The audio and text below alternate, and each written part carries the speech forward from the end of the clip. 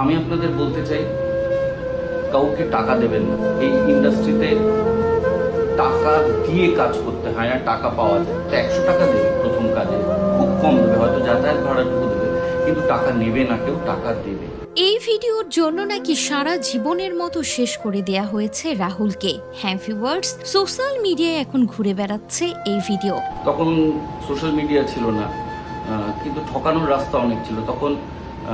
এখন যেটা Uttam Kumar metro station, তখন টালিগঞ্জ মেট্রো স্টেশন নাম ছিল। তার বাইরে যে কত ঢপের ছবি তৈরি হতো মিথ্যে মিথ্যে কথা দিয়ে।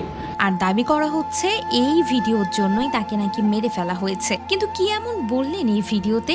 শোনা যায় ইন্ডাস্ট্রিতে কাউকে টাকা না দিতে নিষেধ করেছেন রাহুল। এই ইন্ডাস্ট্রিতে নাকি টাকা দিয়ে কাজ করা যায় না, বরং টাকা পাওয়া যায়। আমি আপনাদের বলতে চাই, কাউকে টাকা দেবেন না। এই ইন্ডাস্ট্রিতে টাকা দিয়ে কাজ করতে হয় না, টাকা পাওয়া যায়। শুরুতে হয়তো বা কম দিবে, কিন্তু পরে বেশি টাকা পাওয়া যাবে, এমনটাই জানিয়েছিলেন রাহুল।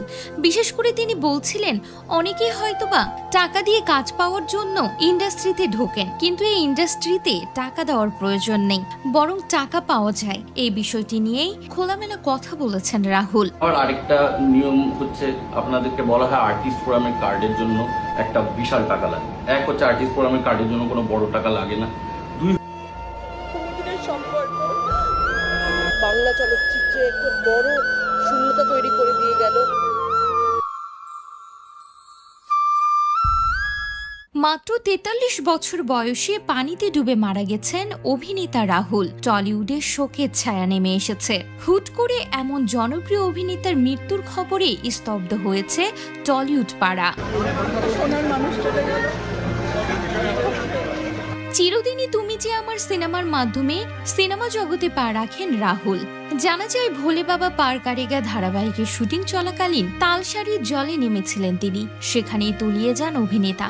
টেকনিশিয়ানরা উদ্ধার করলেও শেষ রক্ষা হয়নি। রবিবার আচমকায় এমন একটা খবর এলো যা শুনে রীতিমতো স্তব্ধ হয়ে গিয়েছে গোটা টলিউড। তো আমাদের অভিযোগের শেষ নেই। তারা ঘুষ নেয়, তারা জ্বালায়, তারা ডিস্টার্ব করে এবং খবর প্রকাশে আসতে শোকের ছায়া ছড়িয়ে পড়েছে গোটা ইন্ডাস্ট্রি জুড়ে। মাত্র 43 বছর বয়সে চিরকালের জন্য না ফেরার দেশে চলে গেলেন অভিনেতা। তার মৃত্যুর খবরে শ্রাবন্তী থেকে শুরু করে টলিউডের বড় বড় সব তারকারাই স্তব্ধ হয়ে গিয়েছেন।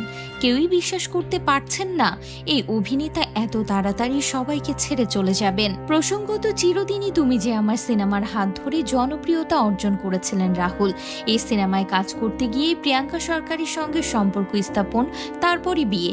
যদিও মাঝে দম্পতির মধ্যে দূরত্ব তৈরি হয়েছিল, কিন্তু বর্তমানে একমাত্র ছেলে সহজকে নিয়ে বেশ হাসি খুশি জীবন অতিবাহিত করছিলেন রাহুল। রাহুলের এই মৃত্যুতে ভেঙে পড়েছেন তার প্রাক্তন স্ত্রী প্রিয়াঙ্কা এবং তার ছেলে সহজ।